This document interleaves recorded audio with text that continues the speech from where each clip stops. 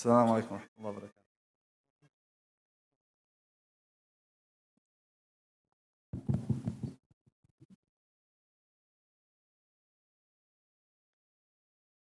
الله أكبر الله أكبر الله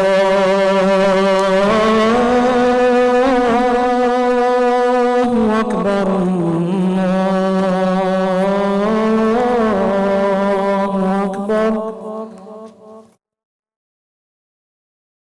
أشهد أن لا إله إلا الله.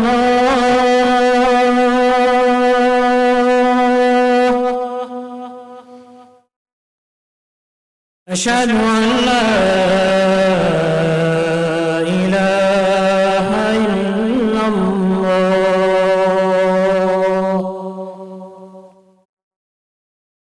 أشهد أن محمدا رسول الله.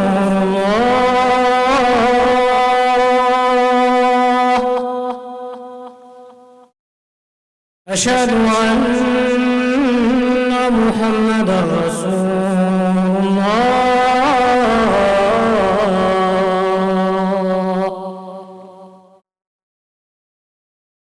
حي على الصلاة.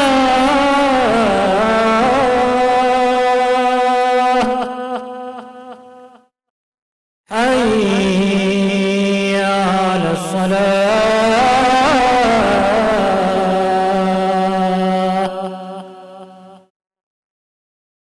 حي على الفلاح.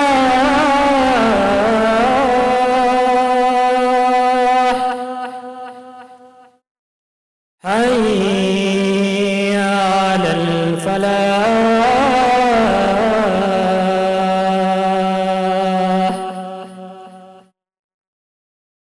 الله أكبر الله أكبر. لا إله إلا الله.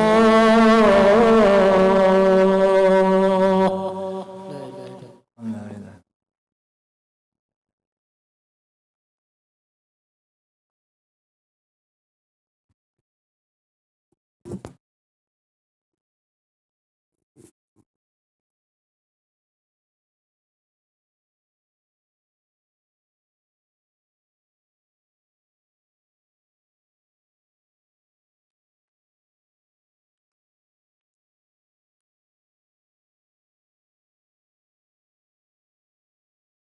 إن الحمد لله نحمده ونستعينه ونستغفره ونستهديه ونعوذ بالله من شرور أنفسنا من سيئات أعمالنا.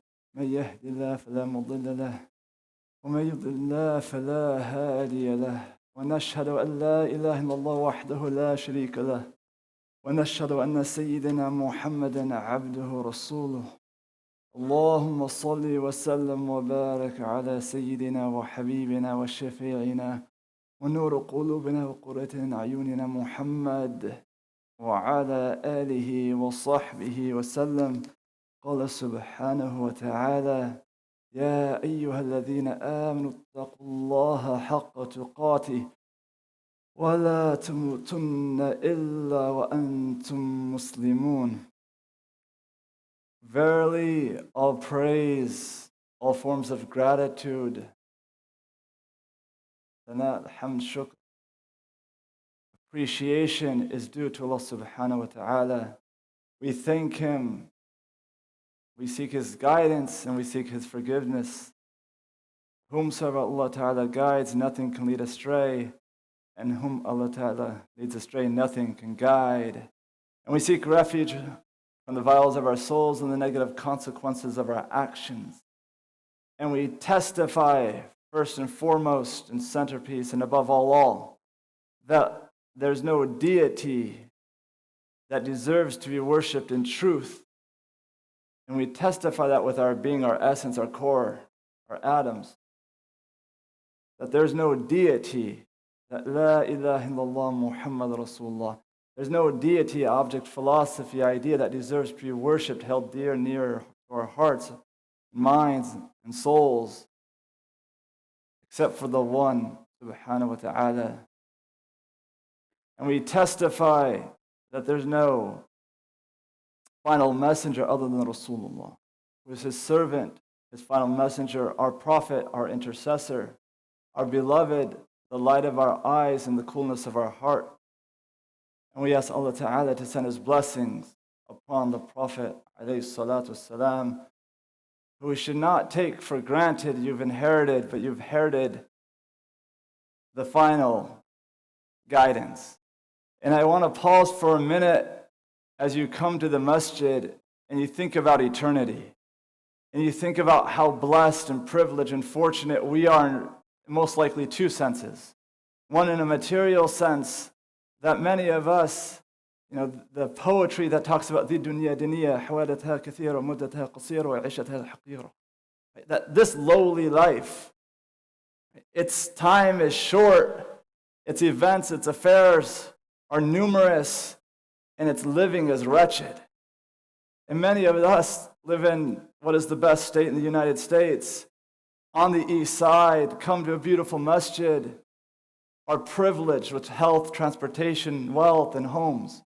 So for us, we can't maybe associate or relate to that last part of poetry. Most Muslims on earth can. So while their test in life may be about perseverance and patience, ours is about gratitude and giving. But that doesn't just take away for most on earth, most of the ummah of Sayyidina Rasulullah. It's a hardship. It's a challenge. But let's pause for a minute, because look how fortunate. This isn't normal. Today, it's not normal for hundreds of people to come together from all walks of life, pigmentations, tongues, and remember God. And to talk about God and messenger and virtue and eternity and afterlife and accountability. It's not normative. So we should pause for a moment, because what we're doing surrounds the angels around us. But this is a society that keeps getting further and further away from the idea of God and a growing animosity towards religion in general. And what you're doing is bucking that trend. You're being a beacon of hope and guidance, and you're holding firm to that coal that's hot. Like those who did it before you, so that you could have La ilaha illallah Muhammad Rasul. So for a minute when you come here, don't make it a routine.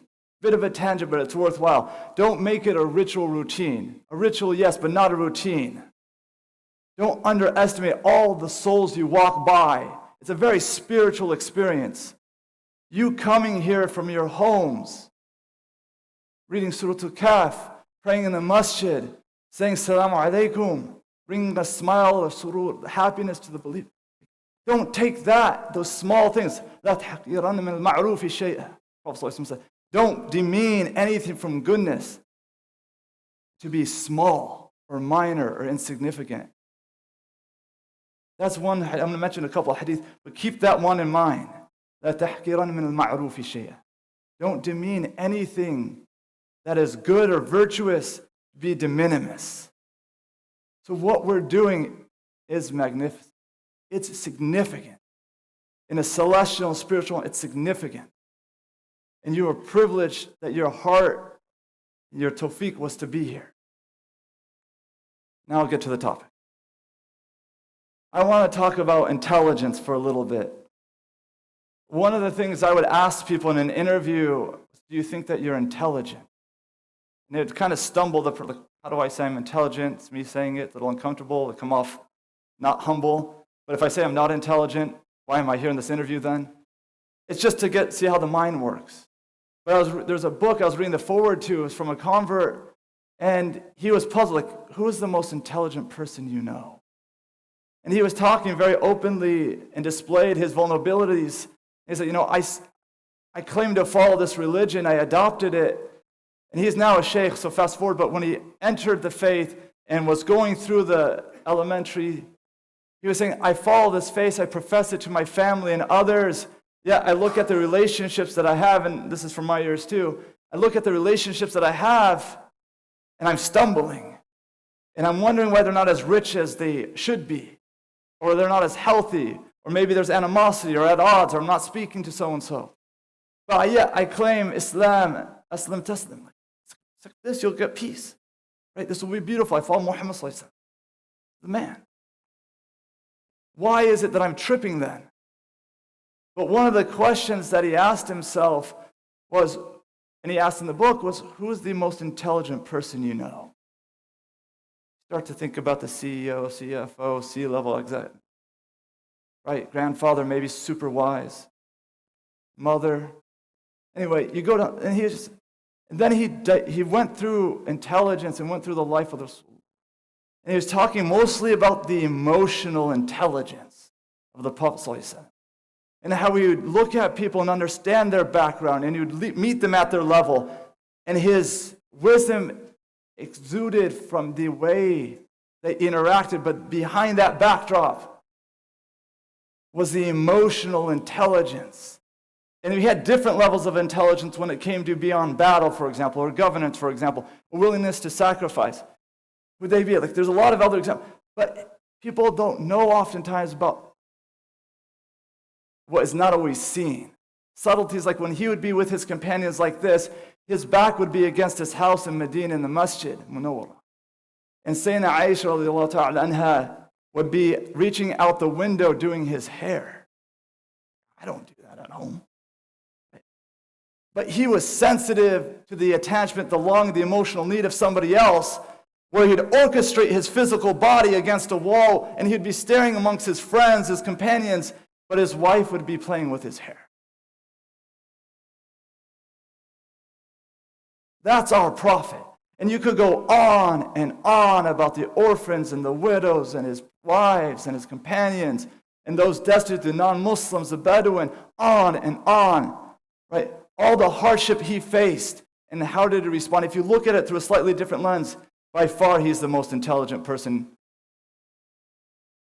in every single dimension. But you look at it through that lens and you'll see it. The Prophet ﷺ said, how does it matter to us? Well, that's our guide. He said, Al-Kayyis, right? The intelligent, the smart, the witty, the clever one. Man dana nafsahu wa amila lima ba'da al-maut. He said the clever one, the smart one, the intelligent one is the one who controls himself. He's disciplined. You wake up for Fajr. You're disciplined. You control your desires. Carnal desires.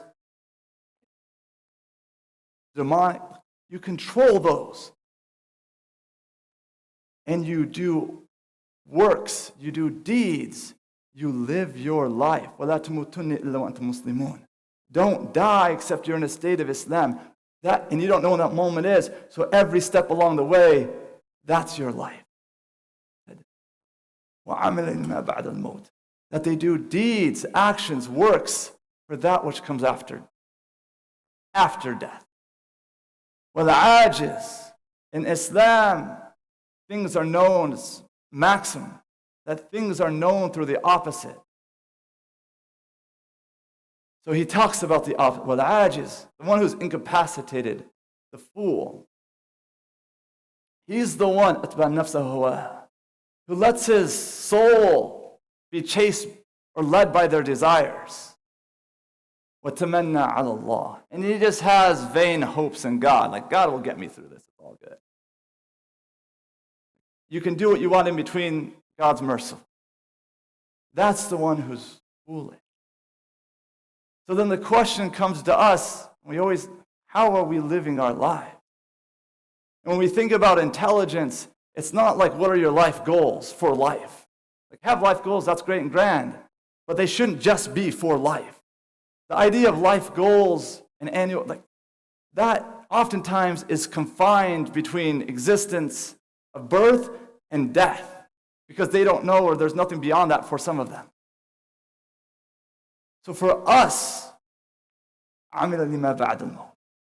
Think about what's to come. We've talked about this before, the idea of eternity. Right? There's people, there was a person who was a convert, and I was in the Islamic house way back in the day at UW, and I was fascinated, and I asked him, he was an elder man, and I, talked about his conversion story a little bit. Then I said, what's in your book? He was like, it's my bookmark. I said, yeah, I know, but why do you have that bookmark? And he says, that's my home, just not right now. And it was just a picture of an empty grave, just dirt with a hole in it. That was his reminder. To be constantly aware of where am I heading. And most importantly, like the attachment for here, it shouldn't be for here. How many of us are afraid of, I got so much more things I want to do in life. Yeah, there's kids, there's grandchildren, there's joys. But how many of us, I wouldn't be ready to go out today? How many, من كان يرجو لقاء ربي فليعمل عملا صالحا. Who of us can say, I'm just ready to cross that bridge? Who is ready? I yearn for that meeting with my Lord, and I've already done all the actions that I wanted to do. I've accomplished, I've achieved. How many of us can be there today versus a stressful state of fear of death, knowing even though what it entails? And the Prophet ﷺ said, Al-Maut tuhfat al-mu'min. He said, death is a gift for the believer. And that's why you have Bilal al-Habashi radiallahu ta'ala anhu. When he talks about his wife, he's saying, what a wretched day. He's in the pains of death. What a hard time, what a tribulation. And he says, what tarabah? No, like ecstasy. غدا ألقى محبة محمدا وحزبه. Like, wretched? I'm about to meet my beloved, Muhammad and his companion. That was their frame of reference. وَشَوْقَى لِرَسُولِ اللَّهِ Abu Bakr would cry to sleep.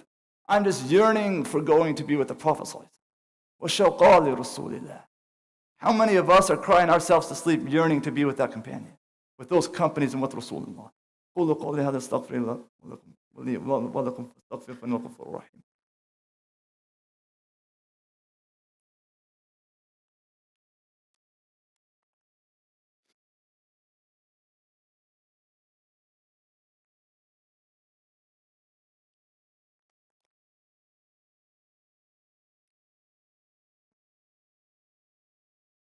الحمد لله حمدا يوافي نعمه يكافئ مزيد اللهم صل وسلم وبارك على سيدنا محمد وعلى آله وصحبه وسلم يا أيها الذين آمنوا اتقوا الله وكونوا مع الصادقين.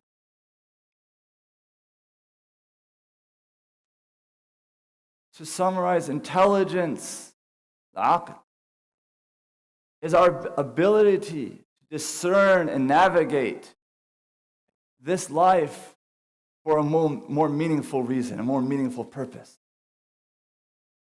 And if contrast to what intelligence and what's deemed intelligent today, the acquisition, the status, we need to buck that trend. That's not our definition of intelligence. There's IQ, there's EQ. I'm not talking about. I'm talking about purpose and what's everlasting. إِنَّ وَعْدَ اللَّهِ حَقٌّ فَلَا تُغُرَّنَّكُمُ الْحَيَاةُ الدُّنْيَا. That's what it is. Verily, the promise of God is true. So don't let this world deceive you. وَلَا يُغُرَّنَّكُمْ بِاللَّهِ الْغُرُورُ. And don't let the devil deceive you. Don't be deceived. And if you look at, and when people ask, is Islam progressive? Islam's not progressive.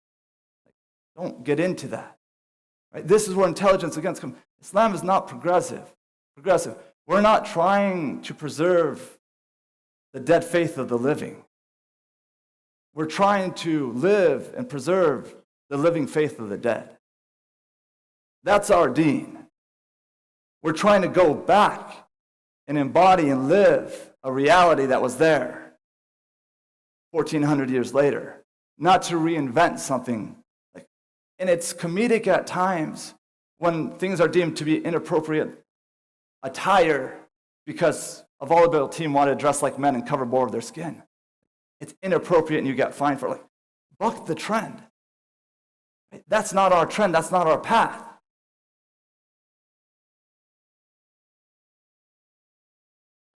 And just to put the dunya in context, we're here, alhamdulillah, shukrullah, we have what we have. But inna Allah la ma nadhara ila dunya mundu an khalaqa. Keep that in mind. That God hasn't gazed, glanced, looked at this, where we live, since He created it. وَرَقَعَتَ الْفَجْرِ خَيْرٌ مِنَ الدُّنْيَا وَمَا فِيهَا. Keep things in context. That's wisdom. That the 2 rak'ahs, the sunnah of Fajr, خَيْرٌ مِنَ الدُّنْيَا وَمَا فِيهَا, is better than anything you could lay your eyes on in this dunya and what's in it. That's the context. That's intelligence. That's wisdom. But we can't, and for our families, I'm not talking about not enjoying, right? Enjoy, recreate. But do it with purpose and keep the purpose at your end in mind.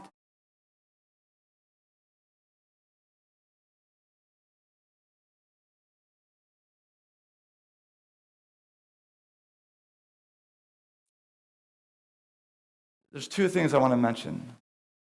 One, if your cell phones, make sure your cell phones are on silent. This is ibadat. This is a sacred time. This is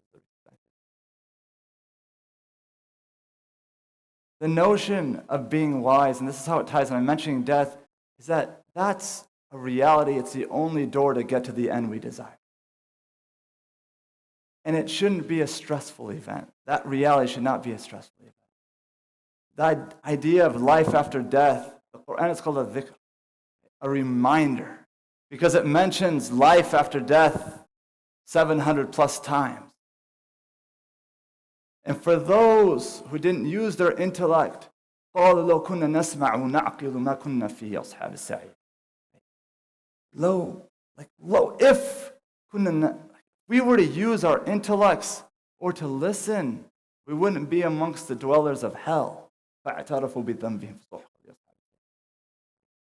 But they're now familiar with their wrongdoings, and now they have to face the repercussion. We have the way, and right, we know the context and we know the goal. But the question comes back to, and I'm in this, we hear the reminder, but many of us would answer the same way, like, I'm not ready to meet my Lord quite yet. I still want to do more Quran. I got some prayers I need to make up, some fasting I need to make up. I always wanted to build an orphanage. I wanted to start this well.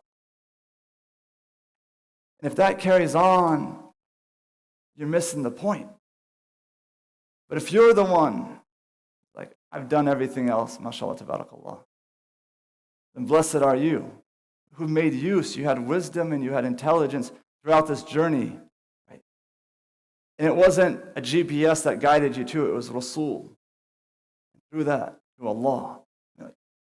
Side tangent, but digital stuff, like our infatuation, our addictions, that's not going to get us to our end. I was on a short trip and I put in mosque for Isha in Orange County, and we ended up in a plain field. I was like, what the heck is this? This is not a mosque.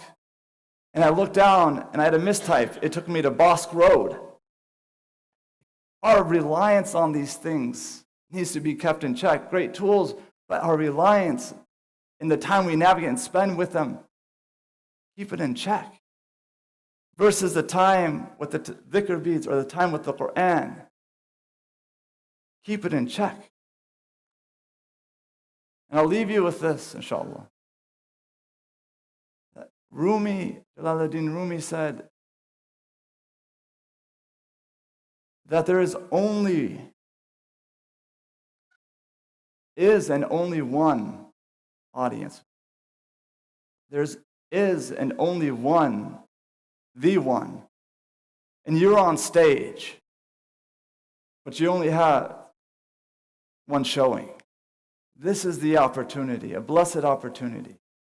May Allah Ta'ala give us providential success to embody intelligence in a prophetic way, to be endowed with wisdom, hikmah, to follow the footsteps of the Prophet ﷺ, even if the masses, right, us, ya ayyuhalladhina amanu, udkhulu fi silmi kafa, enter into peace, enter into this religion wholeheartedly.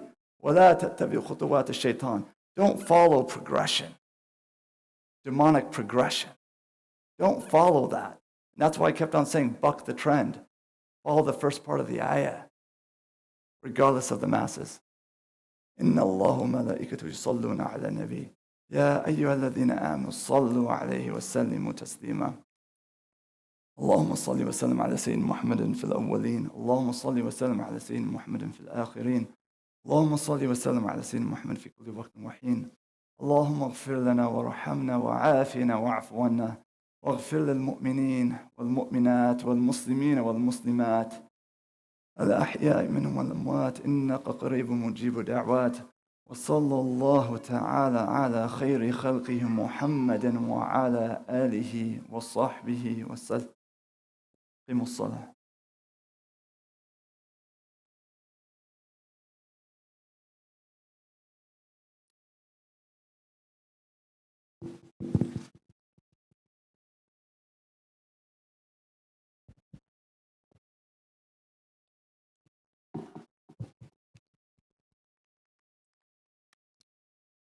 الله أكبر الله أكبر أشهد أن لا إله إلا الله أشهد أن محمدا رسول الله حي على الصلاة حي على الفلاح قد قامت الصلاة قد قامت الصلاة الله أكبر لا إله إلا الله.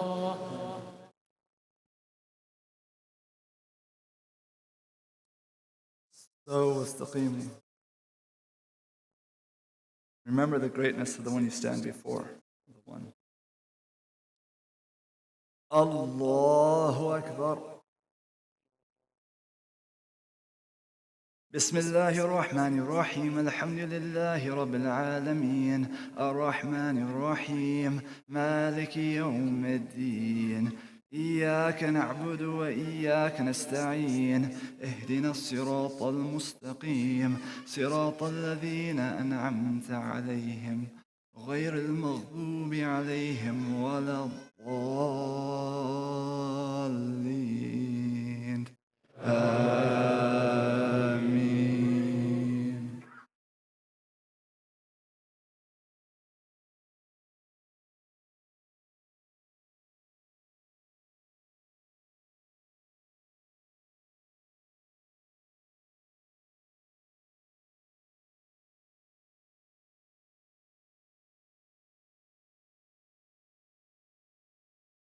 بسم الله الرحمن الرحيم إذا جاء نصر الله والفتح ورأيت الناس يدخلون في دين الله أفواجا فسبح بحمد ربك واستغفره إنه كان توابا. الله أكبر.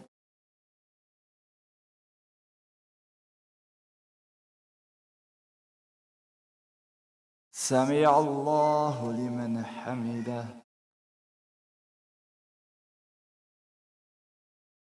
الله أكبر.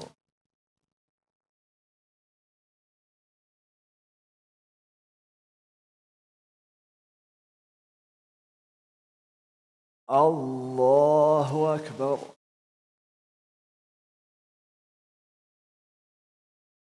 الله أكبر.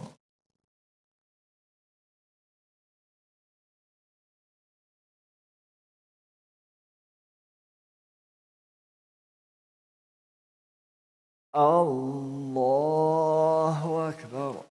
بسم الله الرحمن الرحيم الحمد لله رب العالمين الرحمن الرحيم مالك يوم الدين إياك نعبد وإياك نستعين اهدنا الصراط المستقيم صراط الذين أنعمت عليهم غير المغضوب عليهم ولا الضالين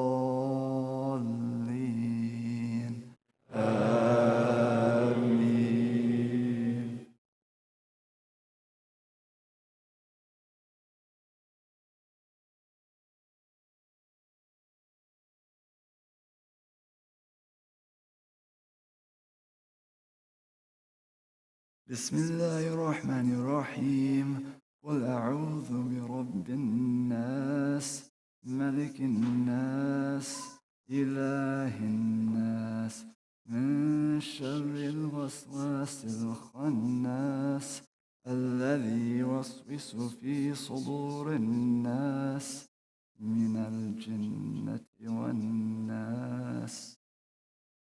الله أكبر.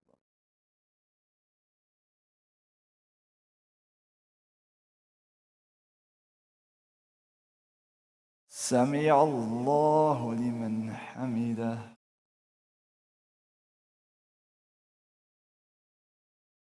الله أكبر.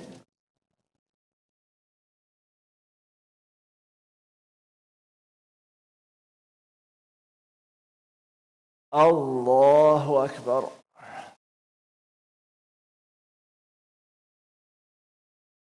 الله أكبر.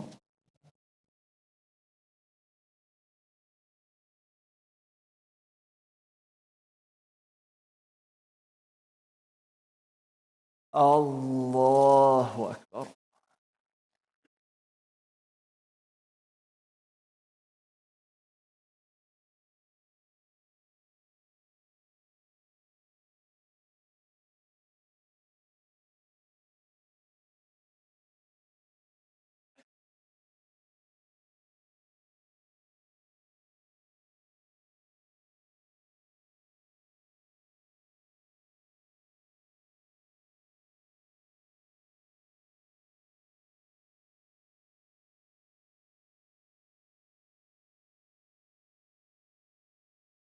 السلام عليكم ورحمة الله. السلام عليكم ورحمة الله.